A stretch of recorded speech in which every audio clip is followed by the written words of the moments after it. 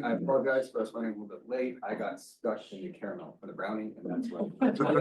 Which, by the way, you can stop by if you're Yeah. interested. You know, sugar Yeah, pop before you head if you back. wanna- Yeah, that's probably a good idea.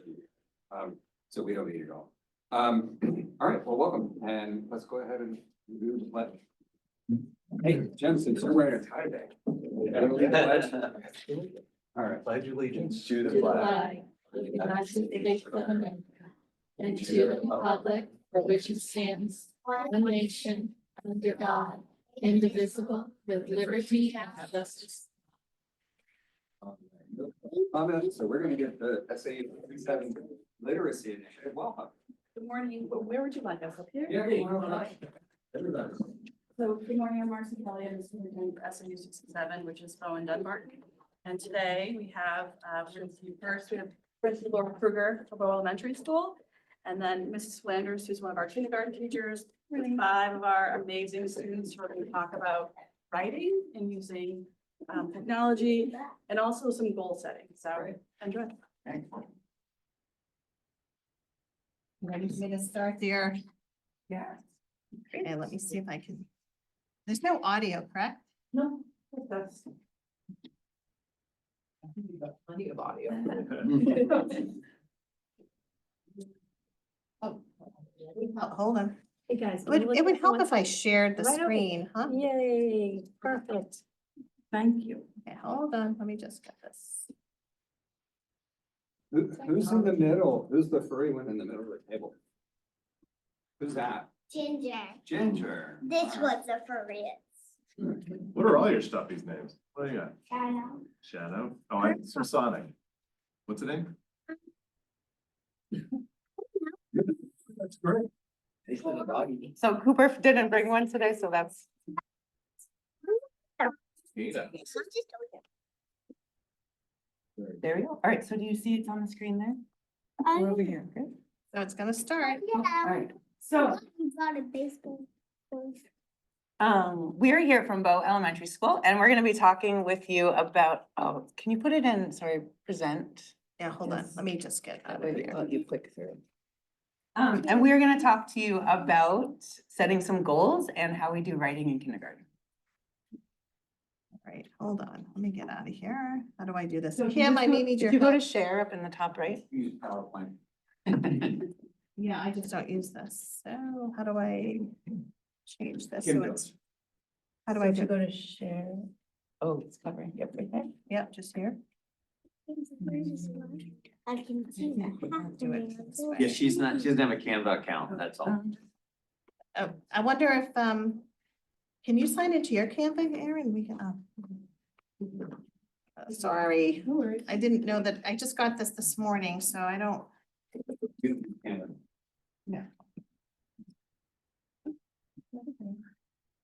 Can you just click the play button on it? I can, it'll go through, but it will go through faster than the kids. We can just use mine. Okay, so kindergarten, you'll have to look here when you're ready for yours, okay? So I can go ahead and just, I'll just share. You can see. Ginger back a little bit. They need it for their prompts, not so much for. Right, yeah, you don't really. We don't need it. For the kids. Okay, so here we go. So my name's Colette Flanders, and one thing that makes me special is I'm a kindergarten teacher of these amazing students here. One thing I'm Devin. My name is Devin. I'm 6 years old. One thing that's special about me is I'm a good writer. My name is Lila Pelletier. I'm 6 years old. One thing that is special about me is that I have a cousin and his name is in Spanish. Hello, my name is Eleanor. I'm 5 years old. And one thing that's special about me is we didn't get an extra dance party, so I'm making my own. My name is Eddie. Something special about me is that I'm a great mathematician and I'm 6 years old. I am Cooper and I'm 6 years old. I'm 5 years old and I am in kindergarten, and one thing that's special about me is that I have my friends and family. Oh, very nice. What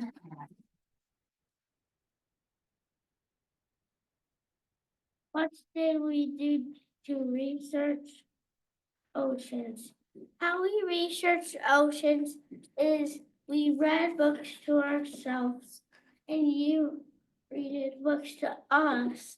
And sometimes when we go on our iPads, there's this pinkish red button. It says Pebble Go, and you can learn about oceans on there.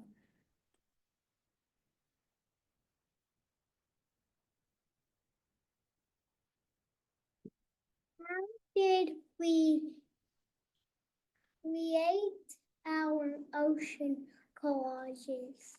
How we created our ocean collages if we didn't know what the animal would look like, we would use the resource. Then when we knew, we would glue it on. And if we didn't know what it would look like, we would just glue it on.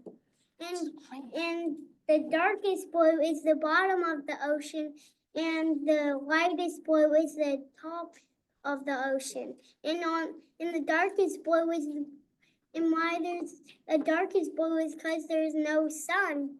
And on the top there's sun. Thank you for telling us that. How did we choose our writing goals? How we chose our writing goals is we wrote words and a picture on a piece of paper, and then we put it up on the big screen. And we say what you did a really good job on and what you could do to make your words even better. And how I chose my writing goal is I picked which one I liked the most. And my writing goal is to slow down and write letters neatly and after punctuation, uppercase letter.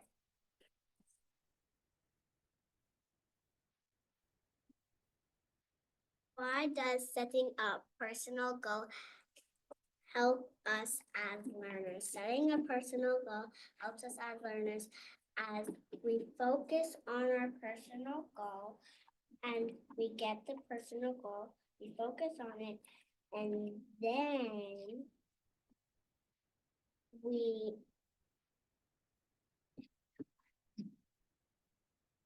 Learn how to do it, and then you can get a new book.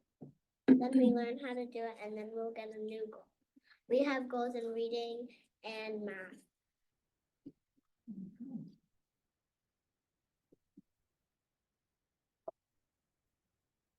How can we use the QR code to learn from each other? We can use the QR code to learn from each other as we could scan the QR code thing and listen to what the person is saying and how they did it.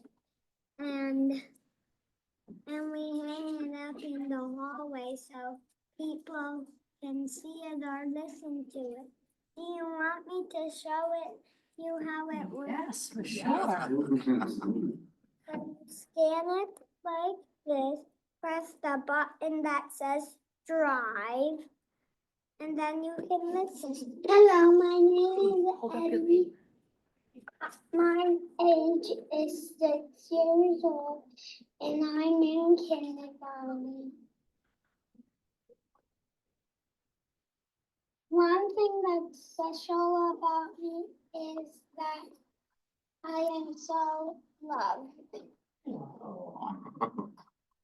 My writing goal is to use my resources to spell words correctly. I will make smaller periods. And now Mom sea turtles dig holes, period. Babies go into the holes, period. Orcas have tiny duck-shelled teeth, period. The anglerfish have a leg. The little fish disappears in the mouth.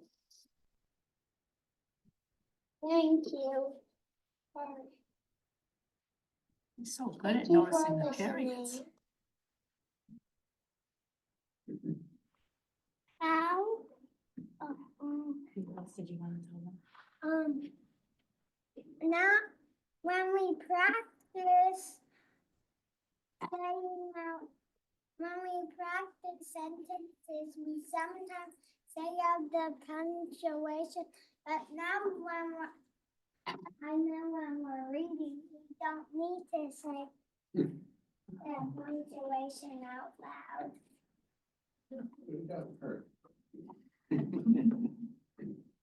Do you have any questions for us?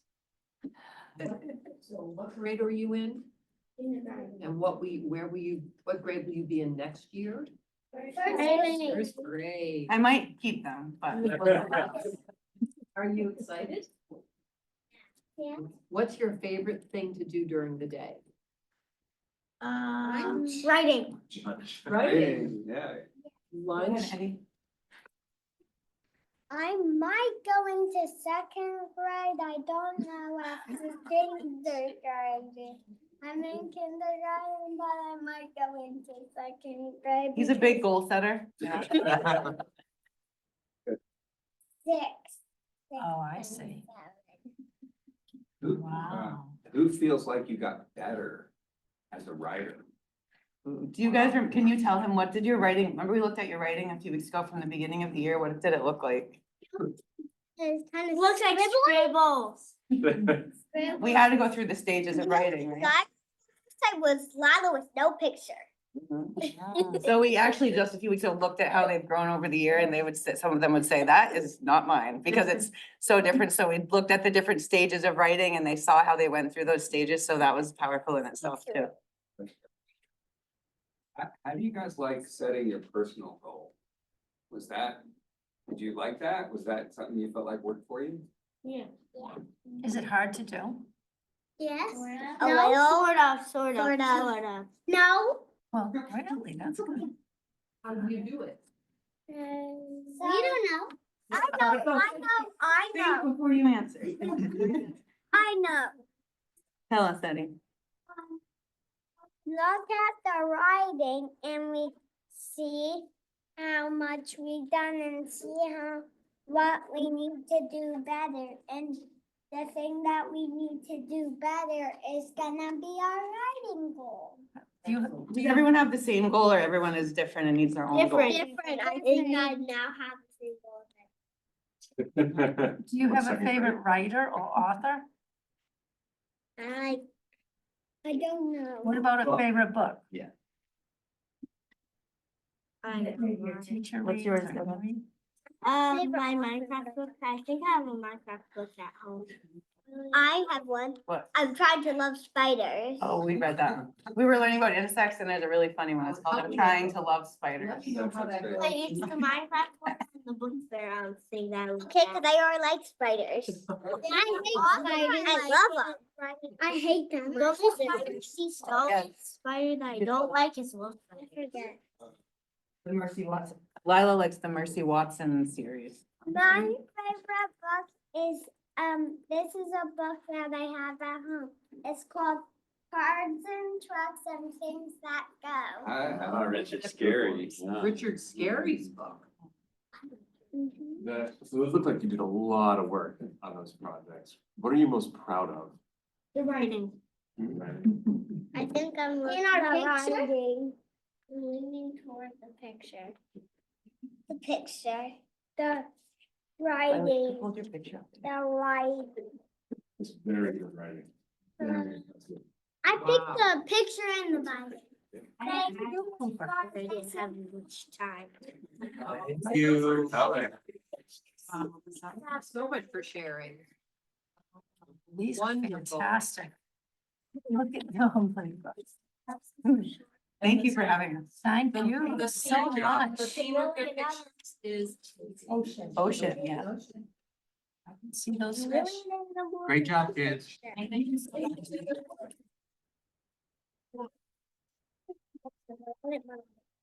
Andy, there's some people here from University of New Hampshire, if you just. Move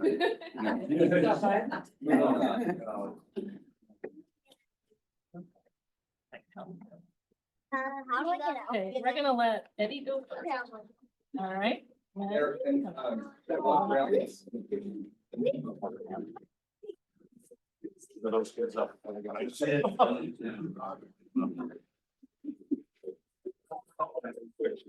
the class of 2038, so.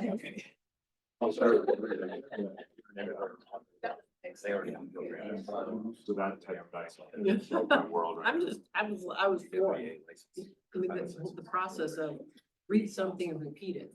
I mean, that's. Reading levels Wow. for kindergarten and writing for kindergarten, that is like not That's pretty normal. And That they is were like reading off the really screen. strong, Yeah. really strong.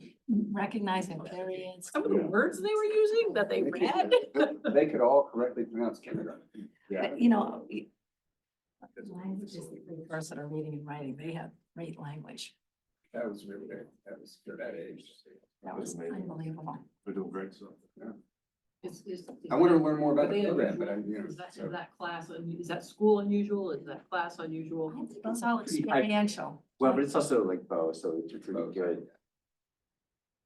But they have like setting those individual goals, right? Yeah, That's something exactly. that's a really neat approach.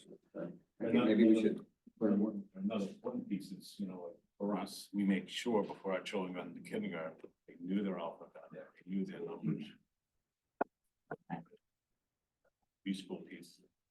Part, whether it's at home or private. Every child's in preschool. Some adults. Them too. Okay, so we are over to our hearings. We have parent in Lebanon School Board. Is there anybody here from Lebanon? I think they're all I think online. you have online, I yeah. think they might be. And I don't know, do you want to go and online? Or there's nobody here for the Public? second. The first one's non-public. The second, did you want to do that in non-public too? It's There's no one parties. here for the first. for the, Nobody? no, well, they're closed. Yeah, but there's nobody here from the parent team. Not that, no, I I still feel like that might be better for us to discuss in non-public. okay, I just want to put it out there. Yeah, so I think. If a parent from the first one is online. They are. I'm can pretty you sure. Can you ask if they prefer public? or They non-public? actually already did, Yeah, and oh, we they did. created a separate meeting, so we're gonna have to log out and start it in a different Zoom instance so that they can, so it can truly be non-public. And I'll keep this one running in the background. A32C, So moved. Second. roll call. Aye. Aye. Okay. All right, so non-public for us. Yep, so let me just stop everything here. It's gonna take a minute. Okay, you good? All right.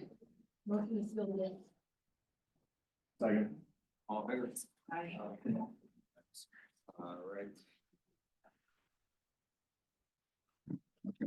We want to do the remove the table piece too, Yeah, just to we- make it official. Yeah, we need to officially remove. Thank you, sir. Parent Lebanon from the table. I move to remove the parent Lebanon school board from the table. Second. All in favor?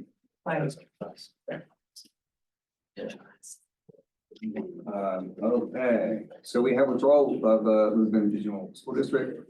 We need to accept that. Yeah. I move to, yeah. No. Is anybody here from Lisbon? Okay. Oh, I don't think we need a presentation from you, but I appreciate coming. Yeah, we're here. Okay, thank you. So I move to accept withdrawal of Lisbon. So I think it's accept. I'm pretty sure it's accepted. Yeah, so, What was I it? move to accept the withdrawal of Lisbon Regional School District from SAU 35. Need a second? Second. All in favor? Thank you. Sorry you had to wait. That's all right. Problem. Thank you. Thank you, guys. Okay, Keene State.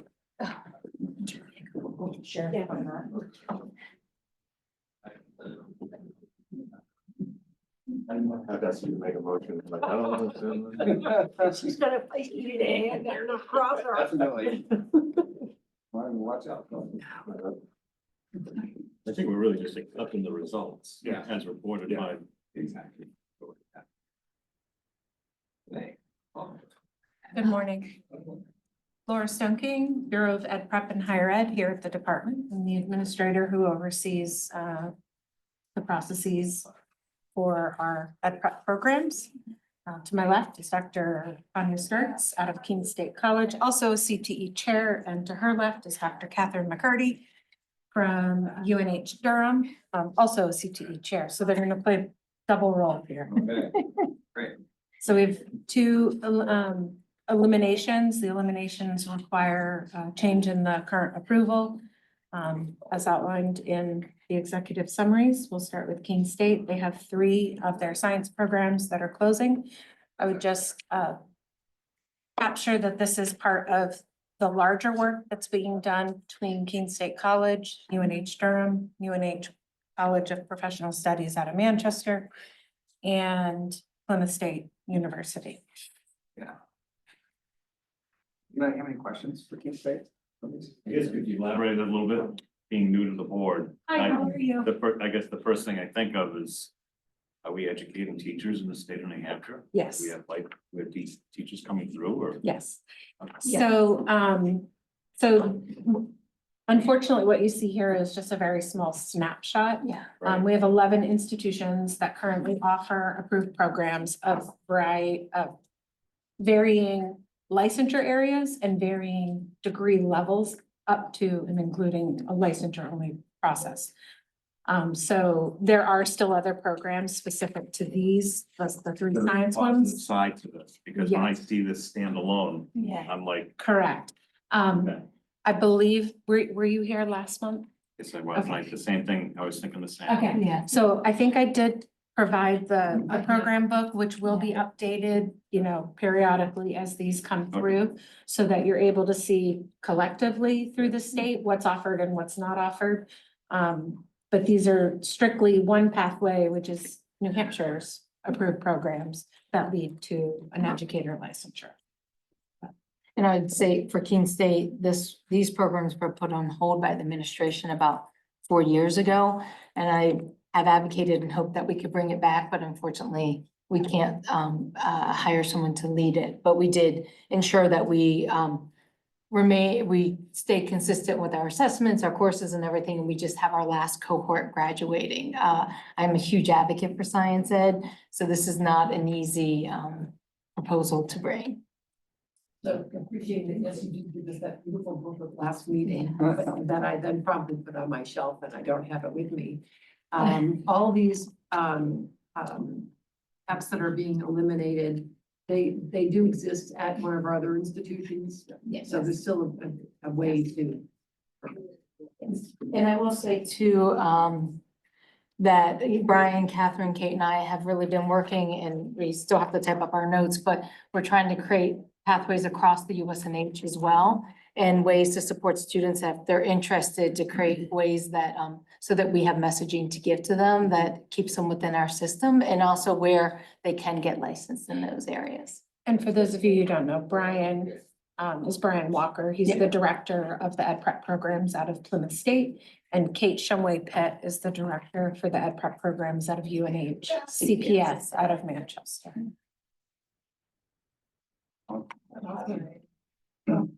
Great question. Yes. I move that the State Board of Education approve the elimination for the below 3 Keene State College Professional Educator Preparation Programs. Chemistry teacher grades 7 through 12, life science teacher grades 7 through 12, physics teacher for grades 7 through 12. Thank you. Okay. And I think, just to really piggyback and echo a lot of what Tanya has said, the 4 PEPs that you have in front of you from UNH, are historically have very low enrollment, a handful of candidates in the last 5 years, perhaps 1 or 2. We also, as part of the work with our USNH colleagues, around things, particularly, the science teacher for middle grades and the early childhood special education teaching, there are other possibilities for students in New Hampshire to pursue those, and that was very intentional and a very intentional conversation. But because of the low number of enrollment, wanting to ensure that we're still able to offer the courses, et cetera, that we're deciding to close these. And I would, okay, the second. I would add to, although USNH doesn't necessarily cover NHTI, separate systems. So New Hampshire is. NHTI has a very robust postgraduate program that really addresses a lot of the science licensure pathways. So although they're not in the USNH realm, they are in the ed prep realm regarding the public side of what is offered. There's a new streaming show called Etoile, and it's all about ballet. Yes. So I'm wondering if maybe you want to hold on the ballet one. Maybe a surge of interest. The thing that's interesting with dance Yeah. is, and I don't unfortunately have the numbers off the top of my head, that's why I'm looking at Steve behind me. There are not a lot of high schools that offer dance to begin with, as a high school course. So, it's very few and far between. Yes. Yes, dance. Dance. There's tons of dance videos. Dance for board members. Yeah. What you wanna do? Let's not get carried away. Good thing I'm not a board member. I will say that the dance piece, I know at Keene State, we closed ours several years ago, but our our theater and dance program does have a dance option, and within it is preparation for dance schools, not in the public realm, but for like in our area, dance studios. So they do get that experience on how to teach and work with students, so. There's actually a good number of towns in southern New Hampshire that offer dance through the town, like as a rec program. So. Well, in the spirit of Ann's comment, I'll just say that my wife is a graduate of UH Durham in the French language. She's a high school French teacher. She just got back from France on a high school field trip, so I'll ponder whether I want to share this with her tonight or not. Maybe pause. Wait till tomorrow. And just to also echo something that Tanya had mentioned, the degrees of earth and space science, it still remains a degree at UNH. And so in terms of the preparation of students being able to have that kind of content, and then they can select, for example, the NHTI conversion program, or can select to do a site-based license, there still is that content. I know the pedagogical is not there, but. Yeah, but it is a good point that you can still major in the content area, you do site-based licensure, that's an option, so. Well, especially with forestry as a requirement, I think at UH Durham. Or because of governance. Yes, yes. Okay. I move that the State Board of Education approve the elimination of the below four listed PEPs effective December 30th, 2025. Submission of the TCAP plan for the respective four enrolled candidates shall be submitted to the department within 90 days of the board approval. The PEPs include dance teacher, early childhood, special education teacher, physics teacher for grades 7 through 12, and world language teachers. All in favor? Mon Dieu, sorry. Such language. See if divorce papers get sent to me. Okay, so. We wanted, I know we were talking, I mean, you guys are done, right? So- Yes. All right, thank you. Thank you. Okay. Thank you. I think we're moving on to the end, and I believe, So, They're here, but if we could have Tim Carney's group go, and then we'll come right after him. yeah. I've got two of the three here. Mine will be very, very We'll do the Learn Everywhere and Okay, yeah. we go find, who am I looking for? Dan, Dan right? Karen. Dan. Oh, did you? Dan, if you can hear me, I'm coming to find you. Where we go? Hey, God. Das alles. Now ich kann ein bisschen Deutsch, meine Güte. Kannst du bitte- Rain review or something? You know, right? That's where my family's from, and I can't speak to you. I'm constantly shifting allegiances. But we got over here bringing this, I'm talking. That's, That's a little, it's a little in the distant past. All right. Good morning. For the record, Tim Carney for the Department of Education. We have a Learn Everywhere program request for approval from Win Arrow Ace Academy. This is You know their, what? I'm sorry. you need to recuse. I do need to see myself with some hands up.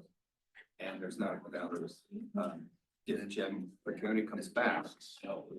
Okay. So he's going to be back. So we're gonna. I'll just wait. He comes Okay. back, yeah. Did you hear that, Dan? Yeah, Dan's online. Yeah, Dan, we're gonna have to wait, to bring you up when we get one of our board members back, so you can hear that. Is he about it? What's that? This is your time at this house. Yeah, he's got a meeting he had to take, so, but he's coming How back. long? Yeah. I don't know exactly, but I can double check and send that, but I don't think it'll be too much longer. So Dan, I'm sending you back as a attendee, sorry. Next. Next, yes, so it's the first of two non-public school renewals. You'll be seeing the second one in June. This is a request for renewing 18 non-public schools, 17 are seeking attendance approval status, and one is looking to renew its attendance and program approval status.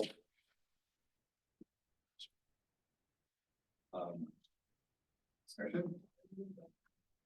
Those seem very prescriptive. Yeah, so they've all met the requirements, so. Jim is out in the room, so. We need 30 minutes. Motion to accept the acquisition of non-public school recognition report. Okay, all in favor? Okay, Great, thank you. thanks. Commissioners update. Yeah, there you go. We're gonna go back to them, we're just trying to collect everybody here. Yeah. Yeah. No, I think we're gonna do commissioners update and then, Okay, so commissioners update then. well, I What do mean, you want in charge? do you want, I'm not are they, is everybody ready? Yeah, Okay, we'll do that. Okay, we can do them. Because we don't really need to vote on any of these, really, they're just updates. Well, we'll see who's gonna be here first, I don't think we have to do. We're gonna lose Dan Karen. So would, I think Dan just left the meeting. our thought was, some of them would be in, if they want, in non-public, I think that's probably the way to go. Yep. For these, so.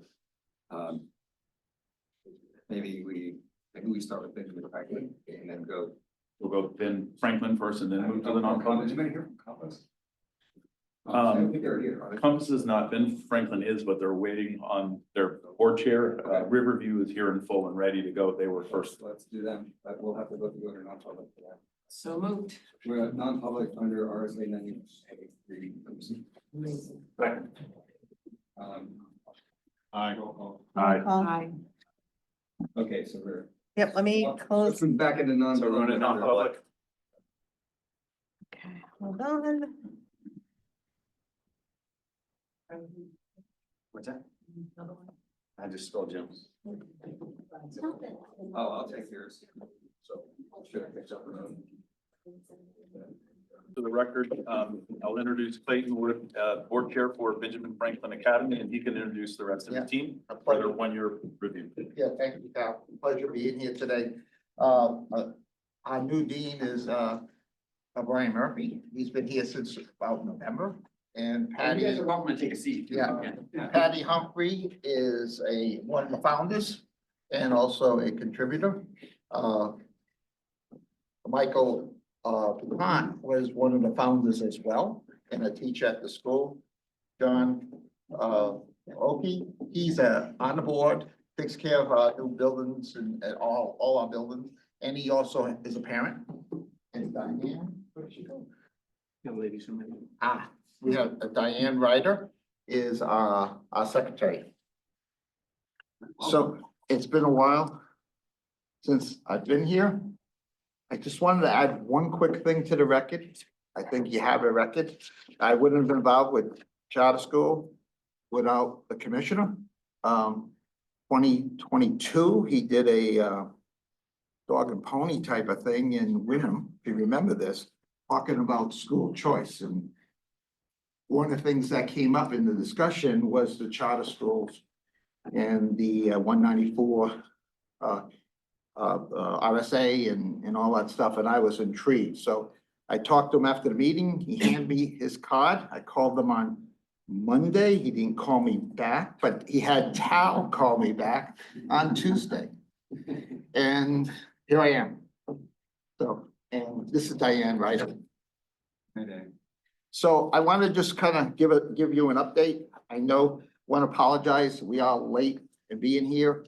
There's a lot of reasons why we're late to be here, but I hope to convince you that there's a lot of good going on in Benjamin Franklin Academy. So just so I don't spend too much time on this, pretty much 6 months after our approval, it was about it's December 8th, 2022. And 4 months before opening day, our first dean resigned. Our second dean started up and actually got us going. However, our building wasn't ready. We have a beautiful building that just wasn't ready, and with all the planning we did, a fire pump, a water pump for the water system. We built the system around a pump that was positively gonna be there. And that is, it works.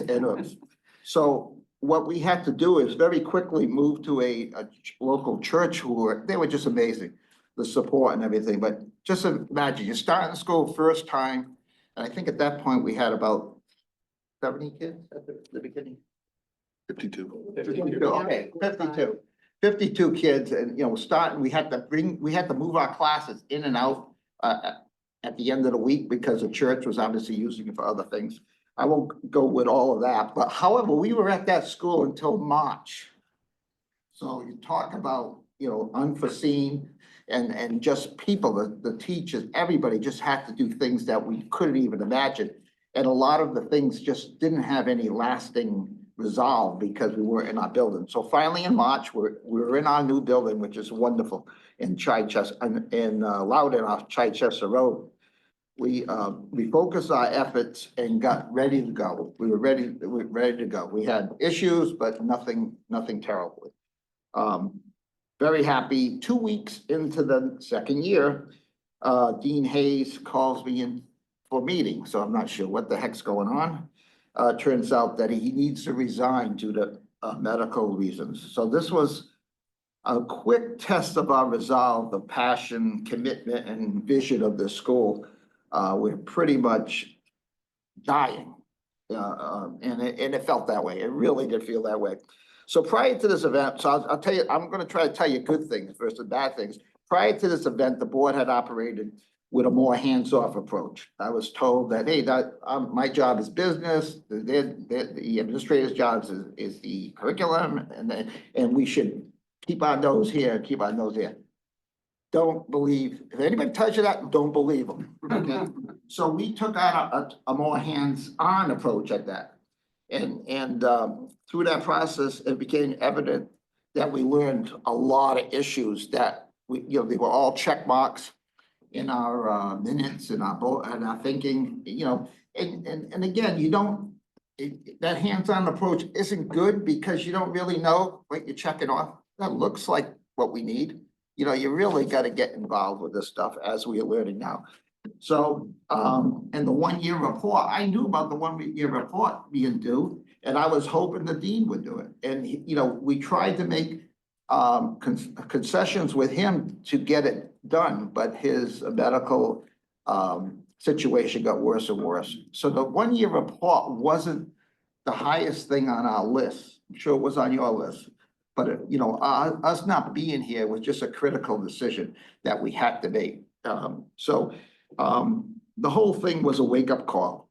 And in the process, the board just jumped on everything. I have an incredible, the problems we had with the dean, we didn't have with the school board, the trustees.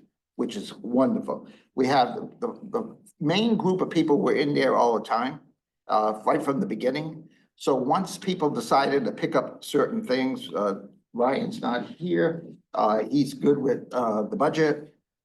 So we all picked up different pieces and all got very responsible for different pieces. Diane's good with, the procedures and the type of things, front end stuff that you need for school. That has nothing to do with teacher, but just getting the people around you. So we started doing all that stuff, and while we're doing all that stuff, we hired this man. So we had, I was very impressed with, we had three candidates come in, and I had no idea what it is like to hire a dean in, Brian started in November, right? End of November, middle of November. So we had three good candidates come in that we really vetted and ended up with Brian. Now, Brian brings special things. He has educational experience. He, he told us a story about his education experience. Again, I'm gonna go off, I know I'm going off strip. I don't even know why I write this. He's talking about his teaching experience in Detroit. Well, in the time he was in Detroit, I was working for a company, and we had a test facility there, we had service there and all that stuff, and it was, Detroit during that era was very, very difficult.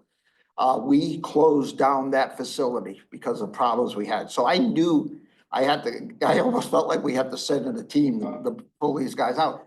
So this is while he's teaching in one of the schools. I think he had 5 classes with 35 kids. I'll let him tell you the story, and he survived. So I'm saying, wow, there's nothing we're gonna throw at him.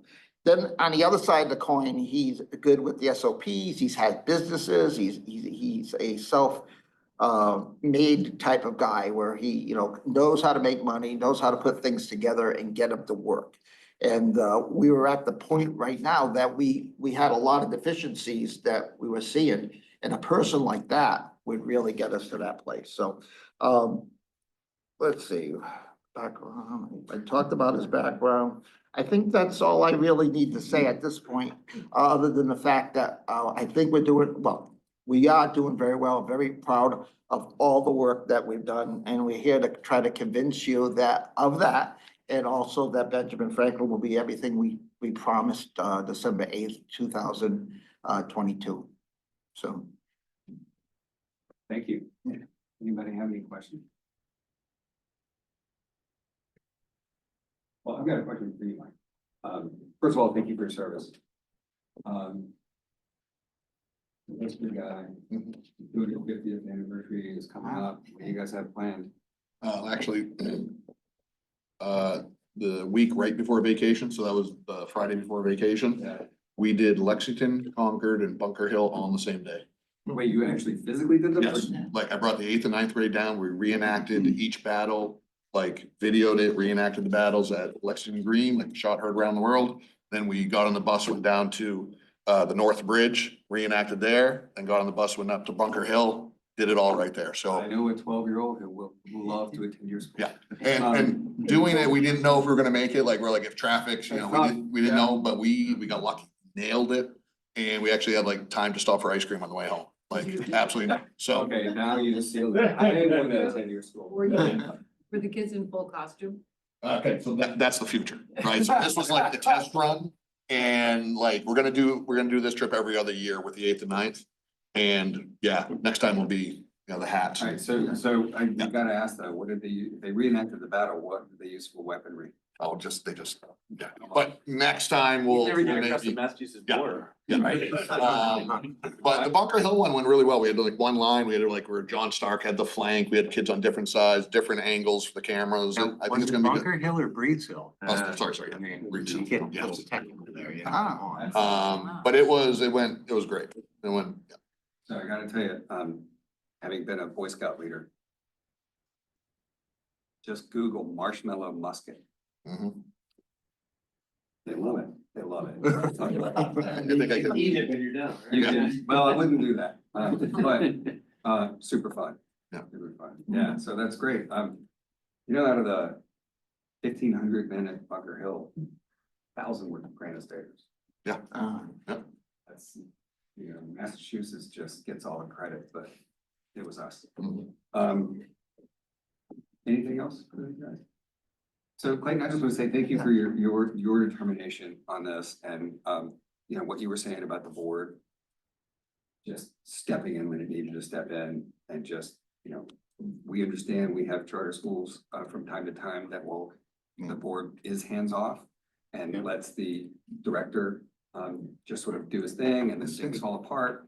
And for you guys to recognize that you needed to step in there and take charge and then get all the stuff done and wrapped up, that's what we like to see. Yeah, I just want to add one thing that, you know, when I was reading the report and there was a concern about our board not having enough education experience. Somehow we're in sync because we've added Representative Mike Moffett. And he has a master's in education and a teacher and all that stuff. And he's on the board. He's been on the board since I think August, the end of the summer. And we're trying to find a place for him. So I think we're gonna go along those lines on piggyback off the curriculum and the actual educational business of the school versus the business. Yeah. Any questions? It's the same Mike Moffett I'm thinking of, he'll find a place. You'll Yes, find a place. it is the same It is Mike the- Buffett. He's a Marine. Yeah. He's taught at all different levels. He's been in the State House forever. Yeah. I got a chance to work with him and be on projects, bills with him, and he's super. And also, we got it all covered. He's from Loudon. We were looking, we needed more of a Loudon presence on Pittsfield, you know, we needed more of a Loudon presence, so he had it, all the check boxes, at least what I thought were the check boxes. And he's a Marine. Yes, he is. Yes. The best box. Yeah. That is the best box. Thank you.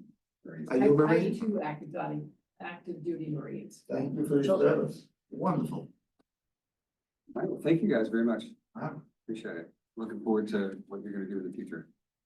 Well, I'm hoping the commission come out at some point. I think we all like it. Oh, really? Well, okay, we can talk about It's that. not that far. Yeah. Okay. Thank you very much. Thank you.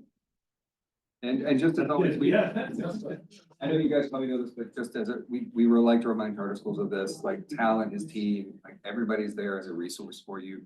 You know, ever any issues, anything, you know, they like to help schools succeed, so don't be afraid to be in touch if there's questions. Don't worry about that. Tal, your team, I'm sorry, go ahead. I'm No, sorry. Mr. Murphy, you are the man, you have the bag of all the tricks. And I know you're a traditional school, or you're based in the traditional, but with all of your entrepreneurial endeavors and spirit, how are you incorporating that into the school?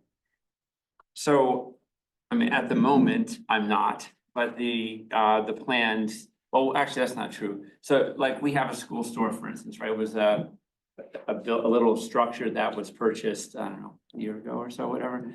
But we've actually moved it, put it up against the building, wired it completely for electrical, and we're about to outfit it with shelving and everything and really make it our school store so we can start selling things that the kids are making. So our Allied Arts program, we have a very talented teacher there who constantly is making stuff. And most of the stuff is sale quality, so we're gonna start selling stuff and that will help fundraise. We have plans for like, almost like a print shop where we can start printing our own merchandise, hats, sweatshirts, t-shirts. So I think that'll be a part of what we're gonna do going forward. And in our shop, where we're doing woodworking, plumbing, electrical, all Kids help build the structure? the school store. No, it was purchased, shed, which is dropped off with a crane, so can't take credit yet. But we have to finish it, so we'll hopefully get the kids involved in finishing it off and building the shelves and the counters and the displays for the products and whatnot, so. Yeah, so I have grand plans to get kids involved in business and have businesses that are actually turning a profit so we can support ourselves. Wow. Yeah, I just want to say one thing, his business skills, I can already see it helping us get out of the minutia of the educational process. Because of SOPs and, you know, he comes from an environment that I would classify as a startup. And those are the people you want in this type of role. Because they instinctively know what's slowing them down and they don't see all of what's around it. And in the interview, that was the first thing that came from me, and that's why I knew I wanted him, because of that instinct. I've never worked for or with a person like that we weren't successful. You have the Loudon racetrack, and I know that a lot of nonprofits go to the Loudon racetrack. That's how, it's a little bit of a problem with, getting money that way, because we not, we're a year and a half, 2 years, say we're 2 years, and that's not enough time to convince people. We started already going to the casinos and stuff like that, and very nice, and they pretty much guarantee us we'll be part of the process, because that's the way the law works. But, you still gotta have a little time in before you get into that queue. And we understand, so we're trying to catch all of those things so that when they come along, we'll be pleasantly surprised, There was actually, I want to actually throw one thing in about what we've been doing. Brian found 12 small engines recently, and we went to some local businesses and got donations. And we were able to purchase 12 basically, lawnmower engines that the kids have completely stripped down, and they're in boxes ready to be put back together now. So they're learning how to completely strip down engines and redo them. And that was, you guys are calling me, I can go to my house. And that was we were able to get donations from people, so it didn't cost, it was, now we have engines for the foreseeable future that every class is. They were brand new engines in boxes. I mean, they weren't junk. The two aspects, the history aspect, we talk about the pillars all the time. And I think we were a little, we got 5, maybe 7, depending how you read them. Maybe we were a little too crazy, but the two pillars that really work well for us is the history and the hands-on.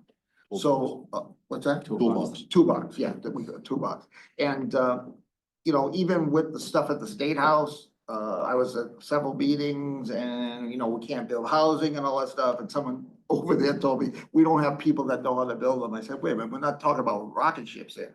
So I started talking to people. I said, hey, is there any way of getting some funding for our school? Because we like to build those, we should be building those sheds. Because the basics of a shed is a house, with the framing, that type of thing. So those type of pillars, even if you don't have kids, they're very easy to use as a talking point to go to hopefully eventually get money. So No, the building is it's a perfect math experiment. In sense it reinforces and science. So we're Physics. right now we have 2 buildings. We have an outdoor campus. It was interesting having the Loudon police come over. Because most schools you go to is locked down. If it is locked down, we're locked out. We're all over the place. We got kids in the woods. We got and they worked with us. They came up with some good strategies on how to do it. They're not against it. You're doing too much. No, they're not that way at all. But I hope when you do come out, we got a 3rd building that we're just starting to do in the middle, where that will be our last expansion and allow us to get to our final growth. We're hoping for about 170, 180. I think we can do 220, 225 from our charter. I never really thought we'd get that far because of being in Loudon. Part of this mission, just to remind you, because it was in the charter, we wanted to be in a rural environment, We started out in Pittsfield for obvious reasons, and because I'm from Pittsfield, and but being next to Concord, we got a really interesting location, and I mapped out our students, and we got half of them within a area that you would suspect, Chichester, Loudon, Pittsfield, and then the other half about an hour out where and again, it's people looking for something specific. The parents, it's amazing what they're willing to invest in their kids, because we know for this family and where, I think there's one full hour out. I mean, that's a heck of a commitment, you know, for the We see kids. quite a few charter schools like that, when they offer something special and the parents really want it, they will make that commitment. Yeah, I was impressed with the charter school law. I mean, I had nothing to do with it. Yeah, but I'm actually surprised that, what always blew my mind with that, and I actually think, I'll sell you something here. I actually think our solution is in that.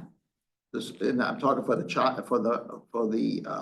public schools, because we are a public school, but we get to do it differently. I think the biggest problem, you may already know this stuff, but I'm gonna give you my 2 cents if you don't mind. The biggest problem is that try to do everything for everybody. Now, when I was in Massachusetts, you couldn't believe what that looked like. Coming out here, I still see it, and it's a recipe for disaster. And I can't believe in the RSA, you got so much flexibility. But like I said, maybe a little too much, because we end up with 5 to 7 pillars, but you have all this kind of flexibility that the schools don't have. You know? Well, just to be clear, they have it as well. Okay. Should they check? Well, they do, the innovation law that you all passed that allows them, if there's a rule that gets in their way, they have the opportunity to come to this board and say, hey, this rule is preventing us from serving kids, and they can ask for a waiver, and some schools do that. I'll do more along those lines. All right. That's a great thought. Yeah, we need to recognize it too. Don't get me wrong, we need to recognize it too. There's good people everywhere. Yeah, we've had some come to us already, and if you guys are aware of any traditional district public schools that have a desire to innovate or a need to be a little more nimble and charter-like, they can always come to us and apply, and they have that option. So, That's great. all right. Well, thank you. Thank you. I just want to say, I'm disappointed. I'm looking at your frigid Franklin's Take a Dip. And you show pictures of people on the shoreline and people out in the water, but there's no picture of people actually going in. They wouldn't let us, They're not actual letting us, too one? cold. They wouldn't let you go in? No, it's too windy, They actually. canceled it, yeah. We did it last year. Was it ice too? Yeah. Because of the ice. Yeah, it had something to do with the ice. Yeah, if there's a Sorry, certain, didn't mean to. I wasn't gonna do it. no, that's a good, last year, the first year we were able to go in. But if there's so much ice there, they're concerned about somebody, I don't know. So there was a combination of things and they just did it. So you were right. I mean, the kids were disappointed. So some of the kids at our facility, after that all happened, they were disappointed that they didn't get to go. So they actually broke a hole in our detention pond in the ice, and some of them went in the detention pond at our school to make sure they got a winnie dip. Well, they wanted to have it checked off, I guess, on their to-do list. It's kind of like a marine thing, right? You gotta do it. It's on the list. I take no credit for any of that. Well, We thank you very much. appreciate it. Thank you, guys. Thank you so much Thank you. for your encouragement. I appreciate it. Yes. The history, philosophy stuff, and the hands-on, I have that. Yeah, it is good. Oh, I got one. We went to. I did want to say one last thing about it. Just mention about help. We know the help is here. Casey, your team is amazing. Tal, Casey, Ashley, and others. There's actually others that have helped us. So we are aware of them. That's good feedback. Thank you. Okay, we need to seal the minutes, which we didn't do, so. Motion to seal the minutes. Is this ours? This ours? Aye. Okay. Let's take a couple minute break. Come back and finish up. Yeah, Dan's still hanging in there. Dan. But can we just do Dan and like not, like, if you guys are hard, it's the win arrow one. if Yeah, anybody- thank you very much, Dan. Yes, you're approved. and- Yeah, I mean, It could I be, don't so have a- can we do that? Yeah, Yeah, I I know that he's not just- want to do that really quick. Dan, if you hear us, I just moving you over. This is the real deal now. Shall I reintroduce it? Kim Carney, again, for the record, Department of Education. requesting approval of a Learn Everywhere program for the ACE Academy. And it's their pre-round school program. They have an existing program already in the Learn Everywhere portfolio. And Dan Karen's available to answer any questions. He's talking on right now. There he is. Anybody have any questions for Winter? Maybe wait all this time, Dan, nobody's got any questions. That's a good sound. Discussion or motion. I move that the State Board of Education approve the Win Arrow ACE Academy Learn Everywhere initial application. All in favor? Aye. I abstain. I abstain, or recuse. Yep. I also did want to mention while I'm here that the discussion from Keen about dance for Learn Everywhere, next month you'll be seeing all the Dance Academy coming forward as our first dance Learn Everywhere. Excellent. Wow. Wonderful. Ask and you shall receive. Thank you. Thank you, Dan. Here. Congratulations. Thank you. Have so many dance academies in New Hampshire, it's in schools, like it's an easy. We have, yeah, we have a few on this. Yeah. Oh, yeah, like all over Southern New Hampshire, they're everywhere. All right, let's take a 5-minute break and we'll, return. Well, no kids. Give them all those programs. She's gonna come today. Oh, Angela. We're not having any visitors today, right? Like the government? Okay. Are we That's back? on the agenda. We are. All right, we are back. And we're down to Commissioner's update. Great. So a couple of things. This is Teacher Appreciation Week. For those of you who don't know that, I got to speak yesterday at the Jumpstart teacher training. So we had about 50 or so teachers dealing with that these are teachers who teach personal financial literacy, and it was good to be there. And working with Kim, we brought carnations, and I got to hand out a bunch of carnations to teachers, and it was fun. And we've done some other kind of promotional things. It was also, this week is Public Service Recognition Week. You might have seen like a little poster downstairs. And so we hosted the governor here on Tuesday morning, had a little breakfast, and all the staff came, and we took many, many pictures of division groups and individuals in front of the Moose, Max the Moose, with the governor, which was fun to have her come over and join us. We will be holding on May 16th, the 5th annual, something we started a little bit ago, the Assistive Technology Expo. I don't know if you're familiar with that. We hold it like from 11 to 4, and basically we get a bunch of vendors who provide assistive technology for individuals with disabilities to come in. And it's incredible the stuff that these guys, the tech that's out there, that so we get a combination of like educators come, we get families that come, and they discover this tech that they just didn't even know existed, that their kids are like, wow, I could do this or I could do that, and so it's great. Mary Lane is the one who runs that thing, and we're gonna have like 30 vendors. It'll be all throughout this area here, and it's just a great opportunity to the best part is like when you see, like they'll have like robotic stuff, like AI robots and, stuff that you wouldn't think. And then people are like, oh my gosh, this could change my whole life, because of my disability or something like that. So it's fun. When I went to New Hampshire Leadership as an occupational therapist, that came forward from UNH Durham, and she was just grabbing stuff from Home Depot. You'd be amazed what they need. Yeah. No matter what you buy. But, Yeah, exactly. So now we got vendors who are doing it. We've got nominations. So 6 New Hampshire students have been named semifinalists for the 2025 U.S. Presidential Scholars Program. This is pretty prestigious. So we've got kids at Portsmouth, United World College, Phillips Exeter, Nashua, Salem, Derryfield. And then the last thing I'll let you know is, I don't know, this may be my last meeting with you all. That's why it is wearing black. So I know that I'm not gonna be here. I have a speaking engagement in June that I'm gonna be gone for. I thought I had booked a flight to fly out in the afternoon, but Angela has told me that I screwed that up, and I actually have a flight in the morning heading towards the West Coast, so that won't be the case. And and we just don't know where the governor is in her process. So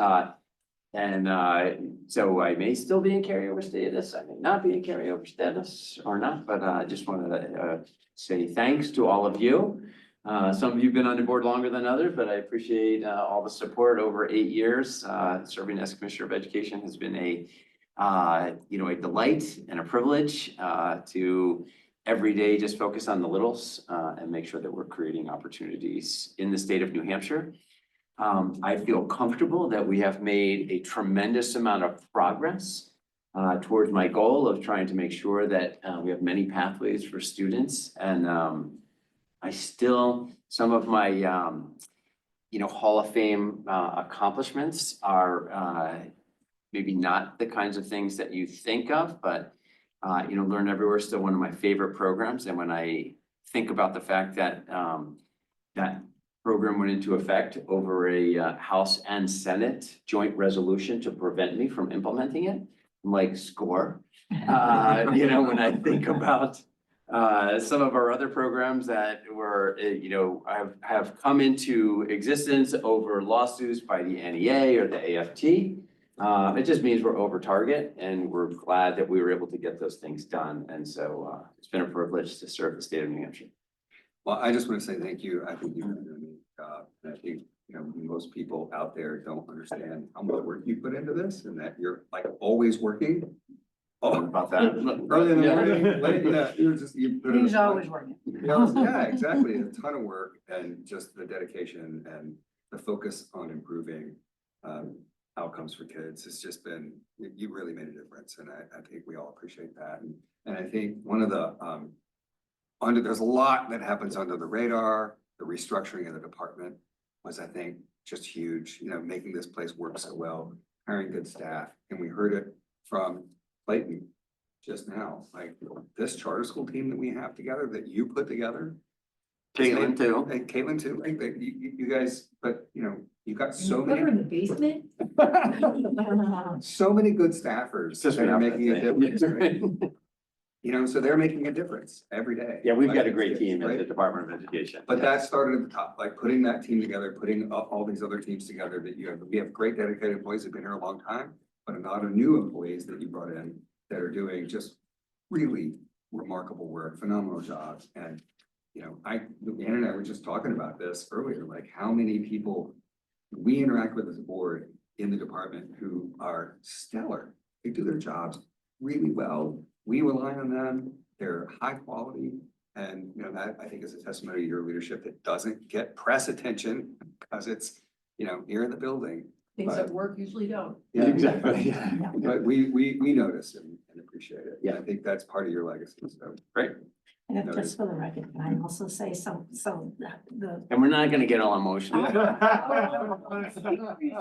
gonna get emotional, but I do want to say that someone who came within the institution of education, and I feel like sometimes I was institutionalized, having our wonderful conversations about really making sure that all of our kids are educated, that they are all of our kids, and giving kids possibilities for different futures. I've learned so much, and I just will always be grateful, and I just want the world to know like how lucky we were in New Hampshire to have you as a leader.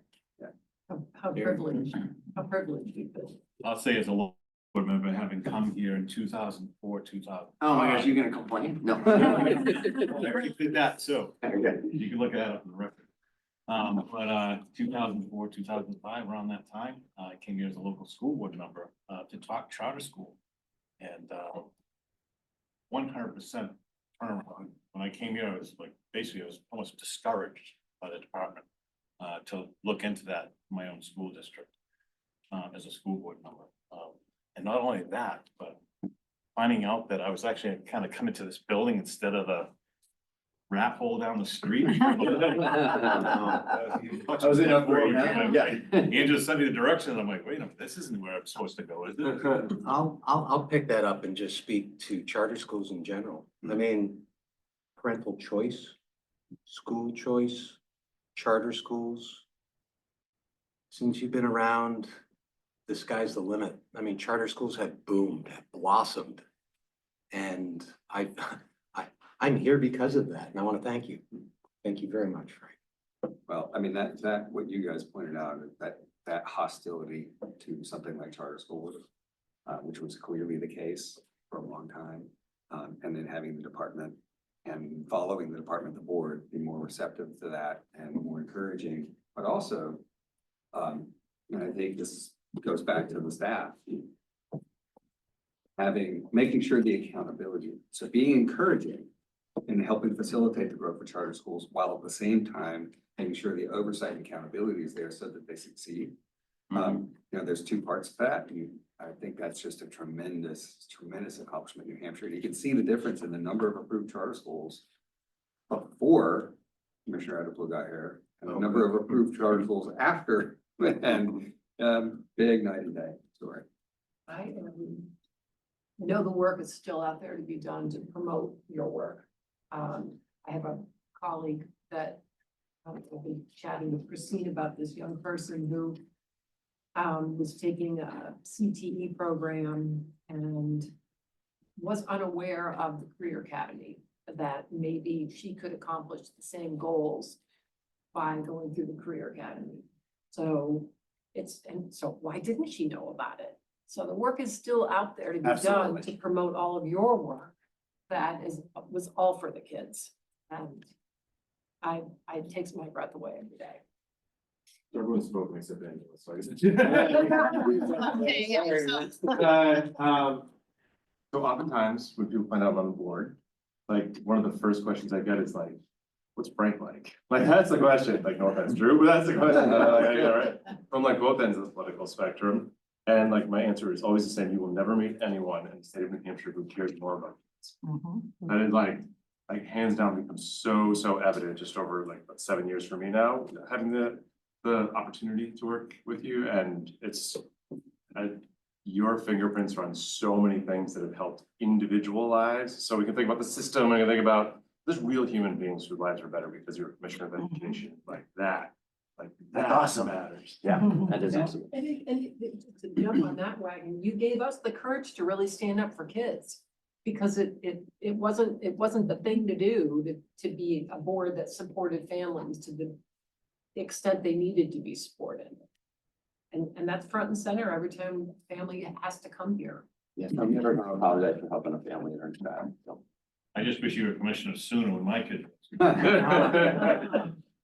Because we had to take it on ourselves. Right. You know It's an myself. uphill battle, you know. Yeah. It was a battle. All right, Angela. Oh, come on. No, I'm she's not- gonna- no, you don't- It's no, not- no. Yeah, he and I will have a, yes, no, I got it. We'll have our own moment. Yeah. She'll see him tomorrow. We won't. Yeah, exactly, right. See him in June, and who knows, It's but like I'll, when you say goodbye to someone in the airport and like. you- I know, this is what I'm telling you, I might be in Like, July. he said goodbye. hi, you never know, Like, so. it's like saying goodbye to Kate. Oh, And that's then she right. came back, and then she came back. She came back. So, all right, well, it's evident that we all appreciate the work you've done, so. Anything else in your update? All No, good? that's it. Okay, so, we'll keep the open board discussion charter school thing, that's still going through. We'll do our minutes. Yep, so. Which aren't any, sorry. There aren't any minutes, because we don't have them yet, they take a while to get back. We have the Dover and Nottingham School District tuition agreement. So we wanna approve that or not? I thought we already did it.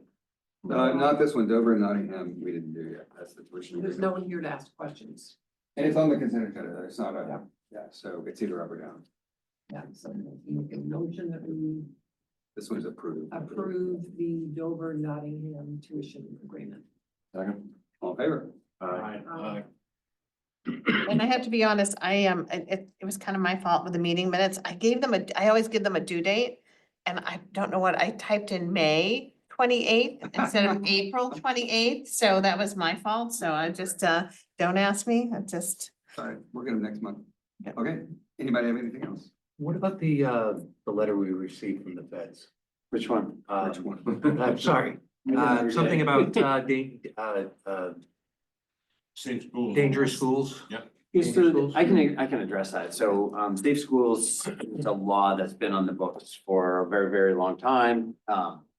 We do a annual measurement of that to determine if we have schools that would be classified as unsafe.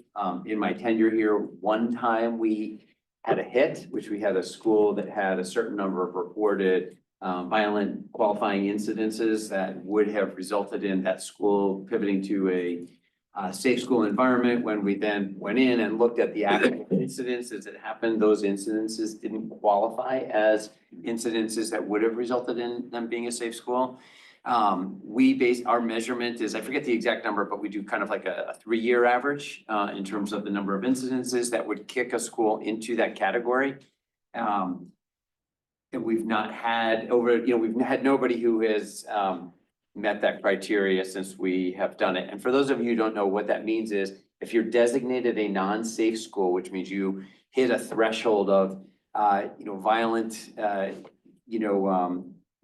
criminal actions in your school in a certain number in a year and over a certain period, then your school automatically becomes a school choice, and that those students have the opportunity to go to school anywhere else.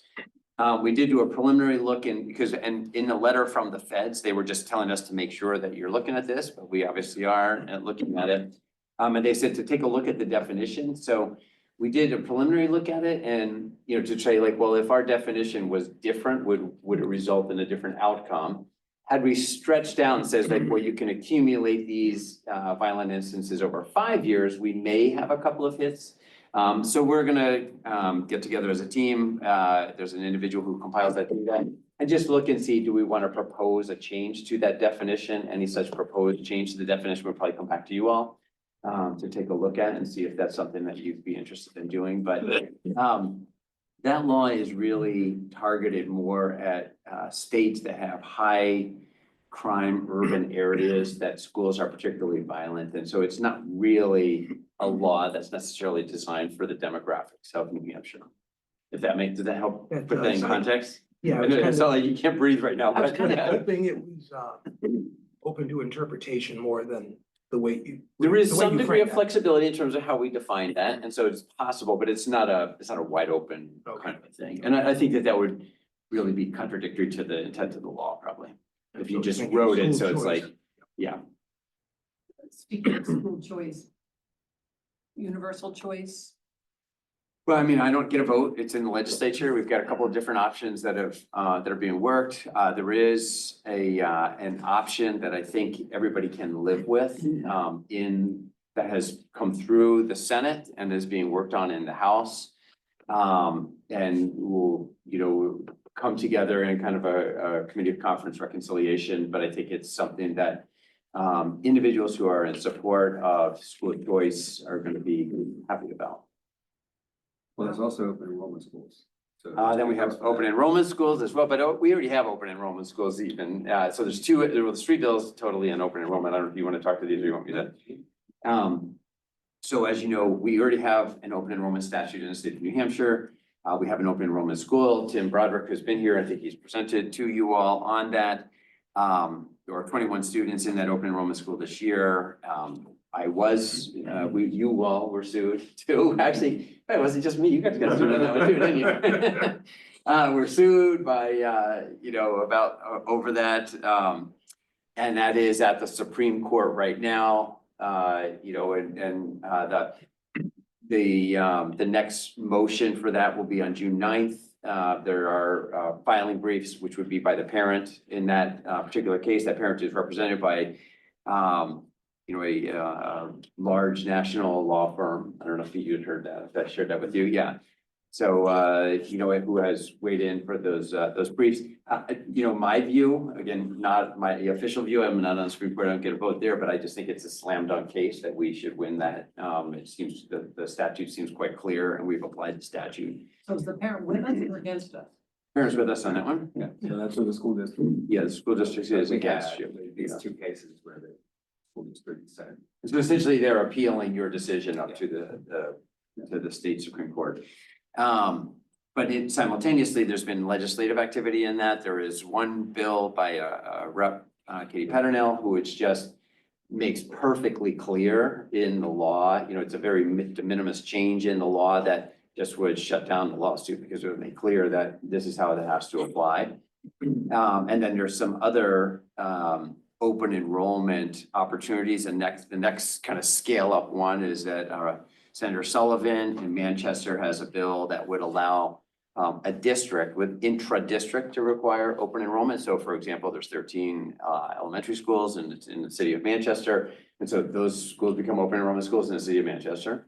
And then Glenn Cordelli has a bill that he brought forward that makes the whole state open enrollment. That bill, I believe right now has already been referred for study and probably won't come out. But that's a fairly substantive change. And sometimes those take a couple of years of conversation and discussion before they advance. How does that work if you have 13 elementary schools in the city of Manchester? Is it all lottery? No, it's district this is what we refer to as the red line process, right? So you basically draw districts around sections of the city and that's where you go, just like across the state, you So have you can't districts. pick which school you want to go to. Right, depending on where you buy a house in the district that you want to go to, so as I tell people, of course you have school choice, just buy the right house and you can go to any school you want. So those are the open enrollment schools that, efforts that are making progress right now. So. Yeah, and I remember a couple years ago, we had, one of the CIS schools was. CSI schools, was it Beach Street? One of the Manchester elementary schools was a CSI school and she had put in some new math programs and this was, the lowest performing elementary school in the city. And she was turning it around, like they made That wasn't real. your school. It was, they made math, and then they made real progress, and the math program was so appealing that she had parents asking, can they switch from their assigned elementary school to this supposedly bad school because they were doing really innovative stuff, and the answer was no. You're assigned to that school, you go to that school, right? And so that's the problem that Senator Sullivansville is trying to address, is that if you're within the district, you would get to go to a school that has space in it. Like you could go to any elementary school district and they couldn't tell you can't just because. But there has to be space. Right. Yeah, Well, there's certain criteria, yeah, right? yeah. So both, and the other statewide open enrollment is you can go to any public school in the state if it has space. That's obviously, they can't make you create more space for students. But legislators are debating the details of that. What happens if you have a lot of kids applying to leave a district or go to one district? So they're working out.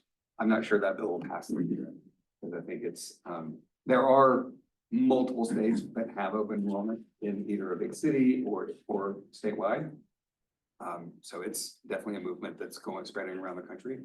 So it's work. It's not brand new, but it's sort of brand new for us, so they're trying to work out the details. Massachusetts was difficult first year, they did it, in a lot of local districts, just because of the financial aspects of it, because It's hard to budget. big shifts of students, that's Essex County. Yeah. That area. Frank, with regard to the budget, the current proposed budget, how is education doing? So we have done well, in other words, I know that some other agencies, there's a little bit of weeping and gnashing of teeth going on. We basically just prepared a budget that we thought was responsible and focused in terms of the things that we wanted to get done. And as a result of that, we were able to present to the legislature, programs or activities in the agency that we thought would be viable candidates to not continue. And so I being proactive on my budget and basically saying like, here's the things I don't need, then we got everything else that we were pretty much seeking as an agency. And so from that standpoint, nothing further to do so far. There was the governor's initial, and then there was. Well, so there's an agency submission, and that agency submission is submitted under the parameters that Governor Sununu had established, right? So he says, I need you to submit a budget and here's the parameters and have it meet those parameters. So we submitted that. Governor Ayotte, subsequently requested, so we had submitted that in agency budget, and then in the governor's budget phase, the governor had asked us to do some analysis, some really substantive cost cutting, processes, what if scenarios, which we did all of those without too much difficulty. And those were not carried forward in the governor's budget, so they did not accept those. And then we got to the legislature. And so really we worked from a combination of the agency budget and the governor's budget and put together the House budget. So. I'm an accountant, budgets are like my wheelhouse, right? But no, I'm not going to work at a charter school. All right. Gonna work on law charter school. Anybody else? Anything? Okay. Motion to adjourn. So moved. Second. All in favor? Aye. All right.